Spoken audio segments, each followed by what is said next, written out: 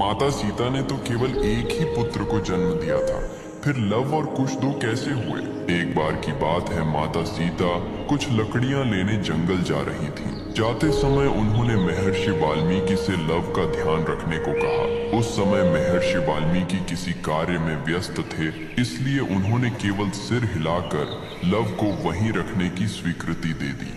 जब माता सीता जाने लगी तो उन्होंने देखा कि महर्षि अपने कार्य में पूरी तरह व्यस्त हैं, इसलिए उन्होंने लव को अपने साथ ले जाना ही उचित समझा और उसे लेकर जंगल चली गई। महर्षि वाल्मीकि ने यह नहीं देखा कि लव उनके पास नहीं है। कुछ समय बाद जब महर्षि का ध्यान उस ओर गया तो उन्होंने लव को वहां नहीं पाया। यह देखकर वे बहुत परेशान हो गए। उन्हें डर लगने लगा कि कहीं किसी जंगली जानवर ने लव को उठा तो नहीं लिया। वे सोचने लगे कि जब माता सीता वन से वापस लौटेंगी तो वे उन्हें क्या उत्तर देंगे। इसी भय और पश्चाताप में वे व्याकुल हो उठे। तभी महर्षि वाल्मीकि ने पास में पड़ी कुशा घास उठाई और मंत्रों का उच्चारण कर एक बालक को प्रकट किया, जो देखने में बिल्कुल लव जैसा ही था। कुछ देर बाद जब माता सीता वन से लौट कर आईं, तो महर्षि ने देखा कि उनके हाथ में लव पहले से ही मौजूद है।